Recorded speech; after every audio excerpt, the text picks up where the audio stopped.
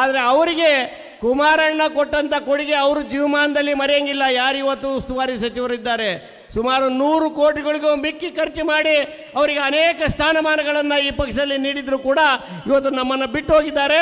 ಅದು ಹೋಗಲಿ, ಅದರ ಬಗ್ಗೆ ನಾನು ಹೆಚ್ಚು ಪ್ರಸ್ತಾಪ ಮಾಡೋಕ್ಕೆ ಹೋಗೋದಿಲ್ಲ. ಆದರೆ ಅವರು ಕರೆದಂಥ ಸಂದರ್ಭದಲ್ಲಿ ಶಾರದಾ ಪೂರ್ಯ ನಾಯಕರು ಯಾವುದೇ ಕಾರಣಕ್ಕೆ ಪಕ್ಷ ನಿಷ್ಠೆಯನ್ನು ಬಿಡಲಿಲ್ಲ.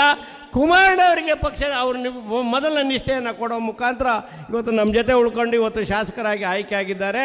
ಆ ಪ್ರೀತಿಯನ್ನು ನೀವು ಕೂಡ ತೋರಿಸಿ 2ನೇ ಬಾರಿಗೆ ಅವರು ಅತ್ಯಂತ ಅಧಿಕ ಮತಗಳಿಂದ ಗೆಲ್ಲೋದಕ್ಕೆ ನೀವೆಲ್ಲರೂ ಕೂಡ ಸಹಕಾರಿಯಾಗಿರ್ತಕ್ಕಂಥ ನಾವ್ಯಾರೂ ಮರೆಯೋಂಗಿಲ್ಲ. ಕುಮಾರಣ್ಣ ಕೂಡ ಮರೆಯೋದಿಲ್ಲ ಆ ಮಾತನ್ನು. ಯಾವಾಗಲೂ ಕುಮಾರಣ್ಣ ಅವರು ಶಾರದಾಪುರ ಬಗ್ಗೆ ಹೇಳ್ತಾ ಇರ್ತಾರೆ, ನಿಮ್ಮನ್ನು ಮಂತ್ರಿ ಮಾಡಿ ನೋಡಬೇಕು ಅಂತ. 100ಕ್ಕೆ 100 ಅವರು ಈ ಕ್ಷೇತ್ರದಲ್ಲಿ ಮಂತ್ರಿಯಾಗಿ ನಿಮ್ಮ ಮುಂದೆ ಬರ್ತಕ್ಕಂಥ ಮುಂದಿನ ದಿನಗಳಿಗೆ 2028 ಕಾಲ ದೂರ ಇಲ್ಲ. ಆ ನಿಖಿಲ್ ಕುಮಾರಸ್ವಾಮಿ ಅವರ ನೇತೃತ್ವದಲ್ಲಿ ಇವತ್ತು ಜನತಾದಳ ಸಂಘಟಿತರಾಗಿ ಕೆಲಸ ಮಾಡ್ತಕ್ಕಂಥ ಯುವ ನಾಯಕರ ಮೇಲೆ ನೀವೆಲ್ಲ ಅತ್ಯಂತ ಪೂರ್ಣವಾದ ಭರವಸೆಯನ್ನು ಇಟ್ಟಿದ್ದೀರಿ. ನಾವು ಕೂಡ ಒಪ್ಪಿದ್ದೇವೆ, ಎಲ್ಲ ಹಿರಿಯರು ಕೂಡ ಒಪ್ಪಿದ್ದಾರೆ.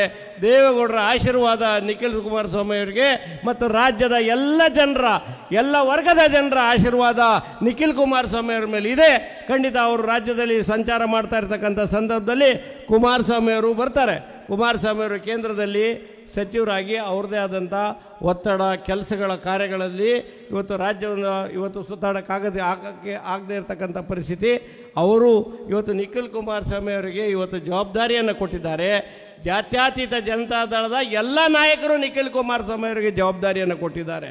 ಹಾಗಾಗಿ ಇವತ್ತು ಆ ಜವಾಬ್ದಾರಿಯನ್ನು ಕಿರಿಯ ವಯಸ್ಸಿನಲ್ಲಿ ಅತ್ಯಂತ ಬಹುದೊಡ್ಡ ಜವಾಬ್ದಾರಿಯನ್ನು ಹೊತ್ತು ಇವತ್ತು ನಿಮ್ಮ ಮುಂದೆ ಬಂದಿರತಕ್ಕಂಥ ಸಂದರ್ಭದಲ್ಲಿ ನೀವು ಖಂಡಿತ ಮುಂದಿನ ದಿನಗಳಲ್ಲಿ ಆಶೀರ್ವಾದ ಮಾಡಿಯೇ ತೀರ್ತೀರಿ.